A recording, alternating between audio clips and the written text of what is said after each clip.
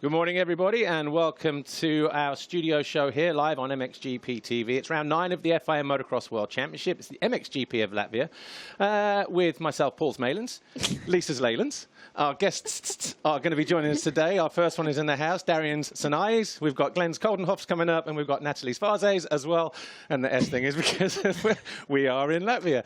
But before we go anywhere, though, Lisa Zlaylands, last week was a scorcher. We're a little bit further south, and it's still going to be pretty boilish. It's nice weather so far, isn't it? It was confusing me a couple of days ago, but it's nice, it's pleasant, and I think it's going to be a good weekend. Yeah. Well, look, our first guest is in the house, Darian Sanayei. Birthday boy! Yeah. Kind of. Turned 23 yesterday. How'd you feel? I feel the same, actually. It's strange. Do you feel 1 year older? No, not yet. Maybe tomorrow. We'll see. Well, look, 18th in the MX2 standings right now. Obviously, not where you want to be, or I guess where you expected to be this stage of the season. Yeah. Yeah, definitely. I mean, had some issues and stuff, you know. I mean, I had my knee and everything last year, and then I was just coming back from that. And once I started returning to riding, I got caught with the Epstein-Barr virus, which is kind of a difficult one to get over when you're an athlete. Well, let's talk about that in a little bit more detail then. I mean, when were you first diagnosed as having Epstein-Barr? It was in December. So in December, I found out, and then I was like, okay, like, what do? I had no clue about it. I went and took a few weeks and just kind of rested, and then came back and started training. And I felt like I was progressing, and then once I got to Argentina, I just kind of hit that wall, and it took me back down.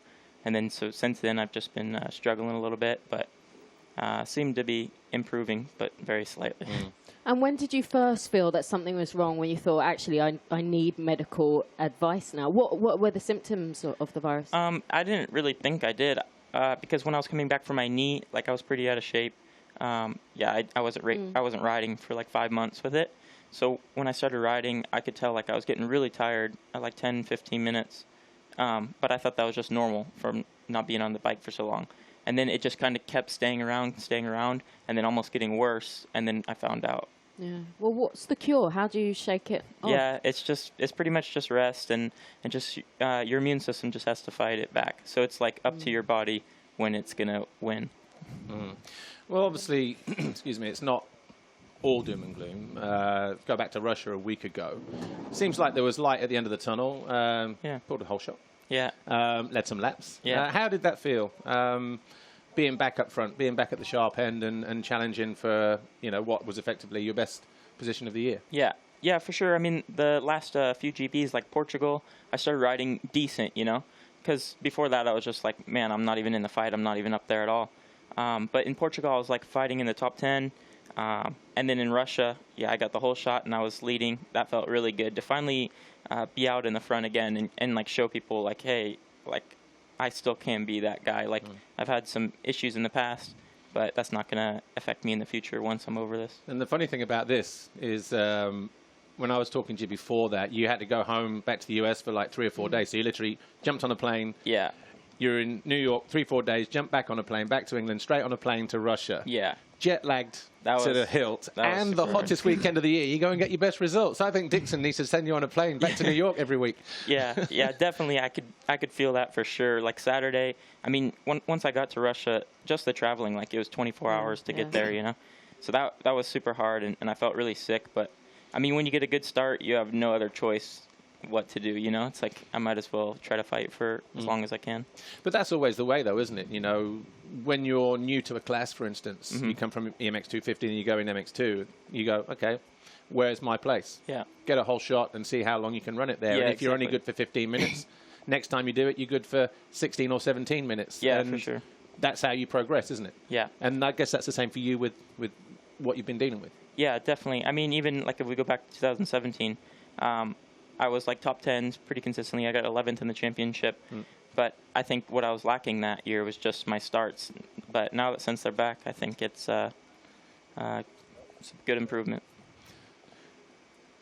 Okay, well, we have some questions for you on social media, Darian. Easy Writer 882, as one of the line of America's running down a dream, do you look at the history of American riders who took that chance to race the GPs? Yeah, I wouldn't say like too many years back. Like, definitely it brought up my interest more once Villapoto came over, because that was like when I was racing and trying to go pro, and then he went over, and then Covington was over. So it's definitely, I think, been interesting and a cool route for sure.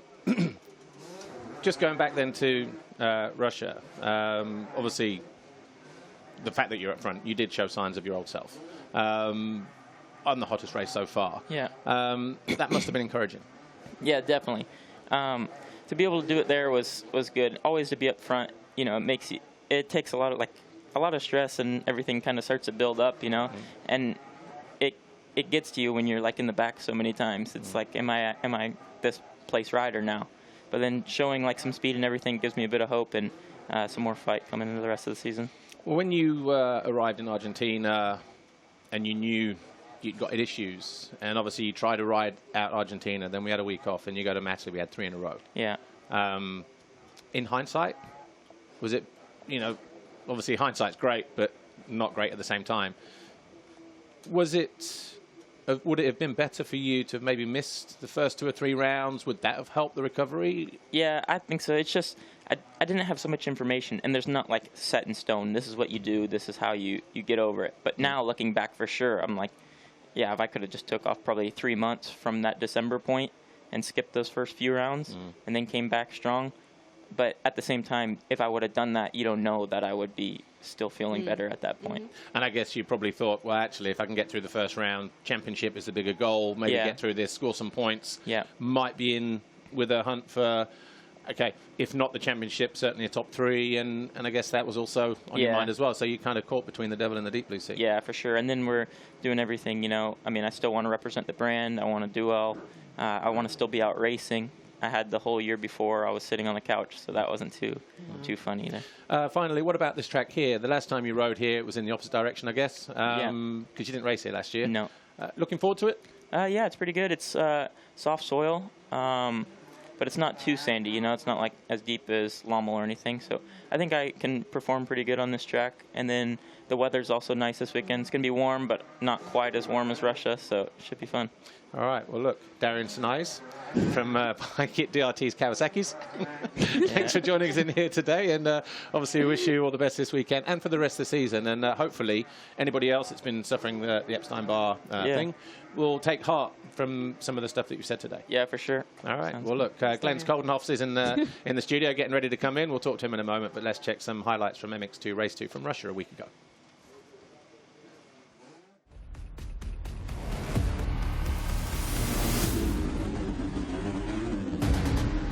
This time, as the gate dropped, Jorge Prado was in no mood for hanging around.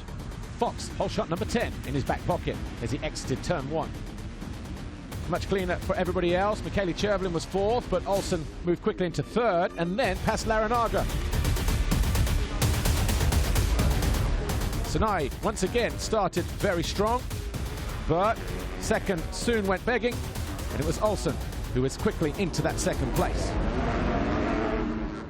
At this stage of the race, Prado was not that far ahead, but having a great start and a great ride early on, the 747 of Michele Chervelin, but Jargo Kiets eventually forced his way up the inside to take 4th. And then he had his sights set on Sanayei. Tom Vial was having a good ride as well. Didn't make the best of starts, but he was making passes. This one on Mitch Harrison got him into 6th place as the American hooked neutral coming out of a turn. And then Sanayei started to come under attack, and he would quickly hemorrhage positions. First, it was Jargo Kiets to go through, as the Belgian moved into 3rd. Then Vial, as he moved by the American into 5th place. Shortly after that, the number 14 of Jed Beaton on the Husqvarna also latched onto the rear wheel, and it wasn't long before he too was past the American. Beaton was now up into 6th place.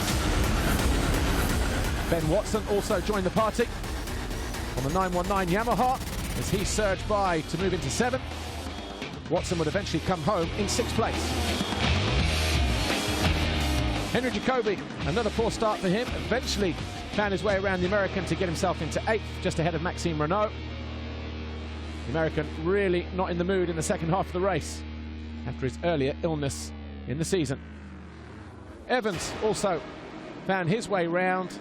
Sanayei, the Honda rider, would eventually come home in 10th in what was a difficult race for the Australian. But once again, it was Jorge Prado victorious for the 13th time this year. Olsen was second, Geerts, Chervelin and Vial the top 5. And it was another perfect day here for Prado, win number 23 in his career. Olsen and Geerts rounding out the podium. The 4th one of the year for Jago Geerts. And of course, Prado continues to lead the championship. He's now extended his lead to 20 over Thomas Olsen. Geerts 3rd, Vial now up into 5th. What can we expect in the sand in Latvia in a week's time?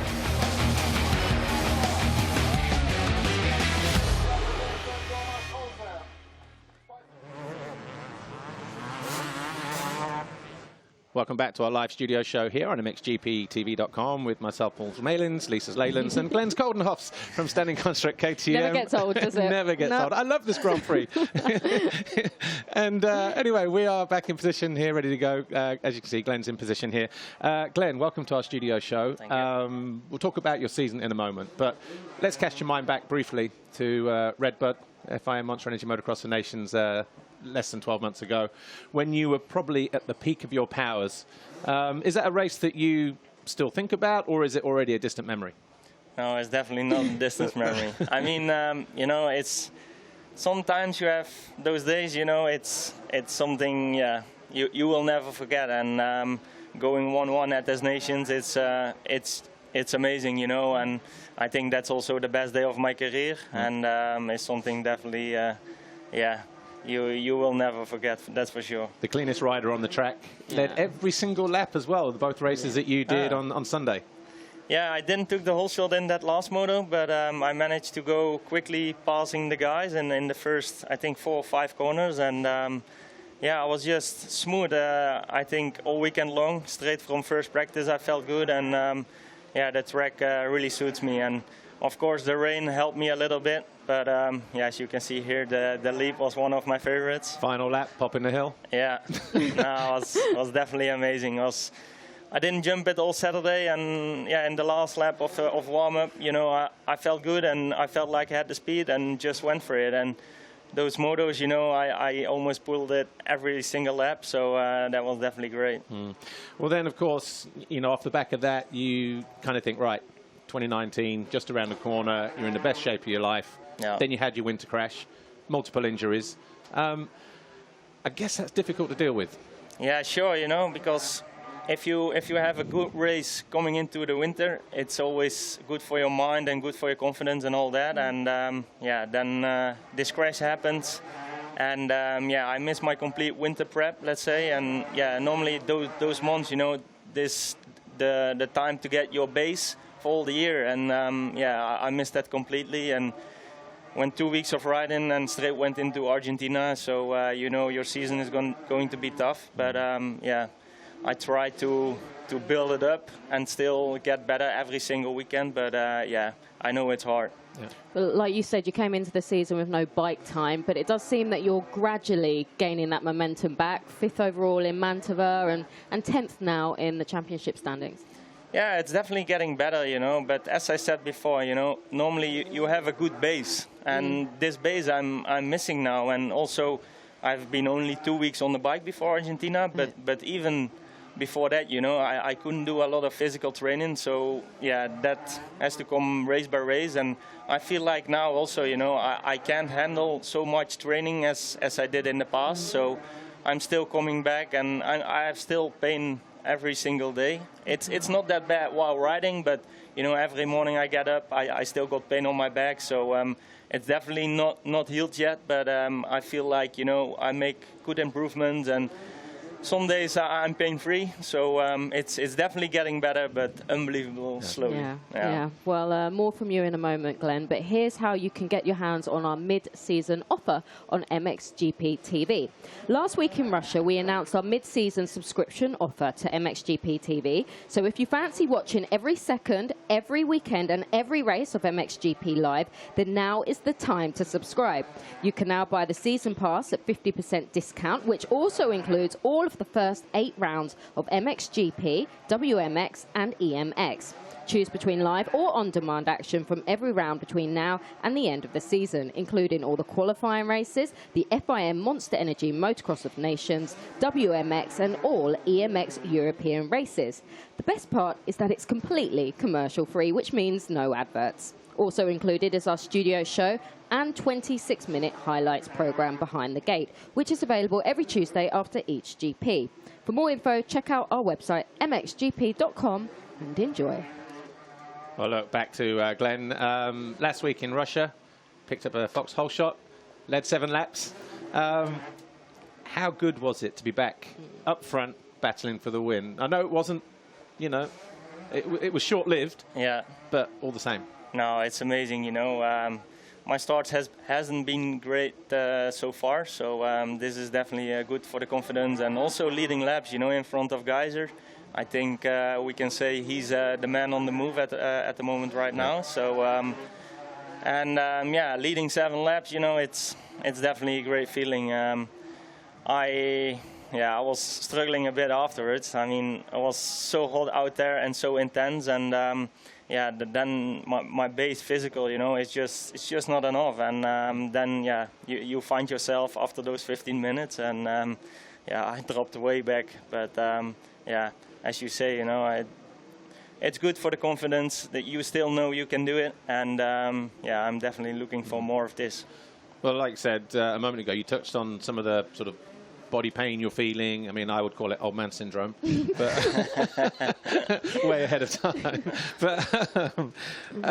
But clearly, you're still working on your race pace and your fitness. Yeah, sure. You know, I try to train as smart as I can, and yeah, I just can't handle so much yet. But yeah, I'll do anything it takes. Okay, next couple of questions. It's not just yourself, it's you, Hurlings, Vlaanderen, Bogus, all having a pretty tough time at the moment. But I guess the hope is to be 100% before the biggest race of your life in Assen at the end of the year, the Motocross of Nations. Yeah, sure. You know, it's still a few more months, so I will definitely be at 100% by that time. And I do think Jeffrey and Colvin will be as well, or maybe even other riders, you know. It's not sure yet who is going to be on the team, but yeah, I feel like such a big event in the Netherlands. I feel like we need to make it happen. Yeah, make it happen. Right, just a quick question on social media for you, Glenn, from Mark I. Bisselink. You were in great form at the Nations last year. What percentage are you at the moment, and what's your main goal now for this year? And just really quickly. Yeah, it's hard to say. I mean, yeah, I need to have my day, and in tough conditions, I'm still not that great yet. But yeah, I feel like here in Latvia, I can do well, and hopefully finishing a lot of times inside the top 10, which I always do, and still looking for that podium for sure. Yeah. All right, Glenn Coldenhoff.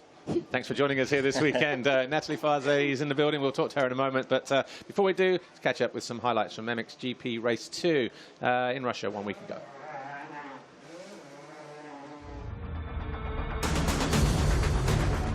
Glenn Coldenhoff on the standing construct KTM was the first to react, and it was he who crossed the Fox hole shot line for the first time this year. Just behind him, the 243, your winner from race 1, Tim Geiser, and Jordi Tixier and Jeremy Seewer. In close pursuit as they exited first turn. Seewer on board here, had to succumb to the number 4 of Arno Tonus as he quickly got himself into third. Roman Febvre fell though in the early stages. He was in 7th. He picked himself up in 13th place. He would eventually come back to 9th. Glenn Coldenhoff did a great job of fending off the challenge from the 243, but on lap 8, the Honda rider eventually found a chink in the Dutchman's armour. And it was just a matter of time before Geiser went through. That came on lap 8. But Lieber was on the charge as well. He moved past the 41 briefly. Of course, Jonas Cairoli also muscled his way through as well as he started to climb towards the top 5. This was the moment that Geiser eventually passed Coldenhoff. And the Dutchman then started to fade.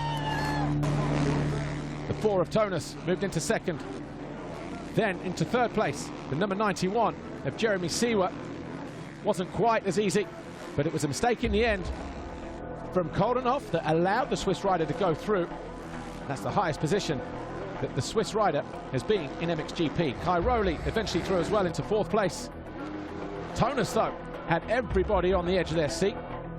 He's shown a wheel to Geiser on more than one occasion, and as he challenged for the lead, he went down. He caught the tough block on the side of the track. He did not lose a position, but he was able to regain 2nd place, albeit 7 seconds behind the leader, Geiser. Siwa having a fantastic ride. He was looking at a top 3 for the first time in MXGP as Cairoli weathered the storm to come home in 4th, just ahead of Julian Lieber on the Monster Energy Kawasaki. Jeffrey Hurlings and Paul Jonas eventually went at it, but it was Jonas who eventually came home in 6th, ahead of the reigning world champion. Coldenhoff dropped to 10th. Fevre eventually muscled his way to 9th, but it was Tim Geiser who took his 9th race win. Tonus and C were 2nd and 3rd, and that was Geiser's 19th win of the season. Tonus and C were the first time ever in MXGP we've seen 2 Swiss riders on the podium, and that's not happened since MX2 July 2015, when it was Gio and Siwa. Tim Geiser is the new championship leader now with a 13-point lead over Tony Cairoli. Paul Anna up to 3rd, Siwa 4th on what was a maiden visit to the podium for the Swiss rider. And Honda take their first victory in Russia for the first time since 1962. It was a fantastic day for Honda as they also lead the manufacturer's standings from KTM.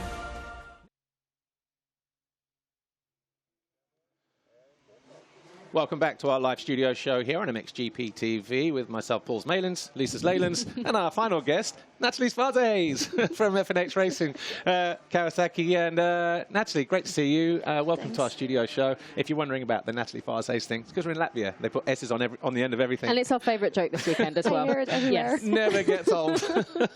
Well, look, let's talk briefly. An overview. You've got... 2 riders sitting inside the top 10 in MX2. You've got a guy winning races and winning rounds in the MX250. It's turning out to be a pretty good season for you guys at FNH Racing at the moment, isn't it? Yeah, so far everything turns out pretty well, like with several podiums. Last week the overall win in the MX250. So yeah, it goes pretty well. Well, let's start with Henry Jacobi. And you signing to the team in the off-season. Is he doing what you had hoped he would, or has he gone beyond you would expect? No, he definitely, is doing what we expect from him. He had a pretty good off-season. He adapted pretty fast in the team. He showed really good potential and speed. So yeah, until now, it's what we expect. Well, just picking up on what you said there, in the first 8 races, he never finished outside the top 6 and also was on the podium in Nathalie. But, I mean, I guess the past 8 rounds, past 8 races, he's been a little bit up and down. Why and how can you get him back on track, do you think? Yeah, the last motos, he was a little bit unlucky. Every time with the starts, were not pretty good starts, or he made a small crash. So, yeah, every time he needs to come back from... the back of the pack, but still I'm not worried, not at all, because even in Russia he came back from 29 to 8, so the speed is definitely there. This week we worked pretty hard at start training, so I'm pretty sure he will show some good races soon. And he's pretty no-nonsense rider as well, isn't he? He's aggressive when he comes through. He's a true German, we said. Like, there's so much fire and he fights until the end. So I know for sure that he will fight soon again for the podium and to try to get that 3rd place in the championship back. Okay. And what about Adam Sterry? Obviously, best result in France, 5th overall, but seems like it's been a little bit up and down for him. Is there more to come from him this year? I think he's quite steady at the moment, and that was one of the most important things, that he didn't crash. Halfway through the season last year, he moved up to Holland. And since then, he made big steps, like he showed good potential with the qualifying race, where he was leading in Mantova until 2 laps. And 5th overall in France, and currently 8th in the championship.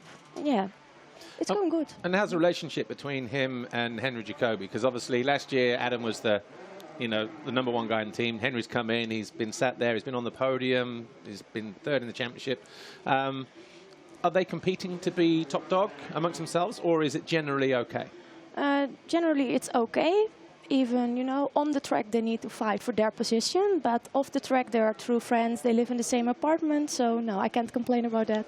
Okay, well, what about Rowan van der Moosdijk? Not only is he third in the MX2 50, he's been winning rounds as well, races. And he also did pretty well in Portugal, didn't he, when he wildcarded in MX2? So you must be pretty pleased with his progression. Yes, yeah, we are very glad with how it goes. In the beginning of the season, the starts were not so good. So then every time he came from back in the pack to the front. And then he won one race and one race 8. But yeah, last races were pretty consistent. And what he showed off in Portugal, the MX2 5th overall, 6th overall, sorry. I think, Yeah, that was massive, and that shows big potential for next season. Yeah, we are very pleased about it. How much, I mean, from the outside looking in at Rowan, for instance, he seems like he's really stepped up his game this year. How much of that is influenced by what Mark de River is doing as a trainer in the team? Yeah, of course, that has a big part. You know, we always say every piece of the puzzle needs to fit, and of course the training is a big part of that. But I think it's a mix of all. You know, like we are a Dutch team, so that's nice for him. Like the trainers, the bike, yeah, all the puzzle pieces fall into each other. So, and he really loves it. You see that. Sure. I mean, he's not that old either, is he? What, 17? No, 18. 18. Yes, yeah. So still plenty of young. growing. Yeah. I saw he set the fastest time in free practice this morning. Yes, that was a good start of the day, but that's also something in the beginning of the season, you know, every time pole position, and we said that he need to grow in the head, you know, like at the MX2 there was no pressure at all, you know, we didn't expect 6th overall, but there was no pressure, and here he fight for the title and for podiums, so he grow a lot, but mentally it needs to be one step higher, and we make him ready for next season for MX2, for the big class. Yeah. Okay, well, Nathalie, a quick question on social media for you. This one's from Ikokielias. Hopefully I pronounced that right. I know him. Oh, you know him? It's a true fan of us. Did I pronounce that right, hopefully? Would you ever start with riders on the 450? He says you've got a super team, all great people. I guess what he's saying is, would you ever consider running an MXGP, a 450 team in the future? To be honest, we don't extend anything for the future, but all cards need to be shuffled, you know, nothing is fixed or completely 100% ready. So yeah, we will see what the future holds for us. Okay, and what about then for the rest of the season? We've seen Henry Jacobi has been third. We've seen him on the podium. Yes. How frustrated is he at not being on the podium more? And what do you expect, let's say, from him for the rest of the season? Yes, it's a little bit frustrated, but we know that the speed is there and that it's just the starts. If the starts get better, then everything will come. And yeah, we are not even half of the season, so many races to go. So I definitely know for sure that he will fight until the end of the season for try to get that 3rd place back and fight for the podiums. That's the goal with him. Is it going to be difficult to manage his expectations next week? Because obviously home GP, Teushenthal, we've seen how he's ridden so far this year. Is there a danger that he could maybe put too much pressure on himself next week, or is that your job, Mark's job, to kind of rein him in a little bit? Yes, that's definitely our job to calm him down and that his head stayed focused. You know, like it's not only racing and open the throttle, no, also racing with your head and doing what you need to do on the right moment. So doesn't take risks and all those kind of things. Just, we need to stay calm down. Okay, and from Adam's side, obviously he's 8th in the championship at the moment. The potential is there for him to get a little higher? I guess the potential is there, but the most important thing for him is that he stays steady. You know, he's never been in that top 8 in the championship, so we need to stay steady with him and then, during the season, make a little bit more steps. Okay, and finally, with Rowan van der Moosdijk, obviously we saw him wildcard in Portugal. Are you focusing now on that championship? Are you going to put him in MX2 as another wild card later in the season, or are you now just focusing on trying to win that title? Focus is winning that title. That's for sure. That was already since we signed him for this year. But definitely we will wild card him again. But just he closed the gap, just 20 points or 21 points behind the leader. So 2 more AMX races upcoming, like this weekend and next. And then after we will see where we put him in the MX2, but you will see him back over there. All right. Well, look, Nathalie, thanks for joining us here today. Thank you so That is much. all we've got time for. Thanks, Nathalie, to Glenn, and to Darian. We will be back live at 1:50, and that is for EMX 252 stroke. And then join us again from 4 o'clock when we have EMX 250 race 1, MX2 and MXGP qualifying. Next time we'll see you'll be in Germany in 1 week's time. Thanks for watching. Enjoy your racing this weekend. See you next time.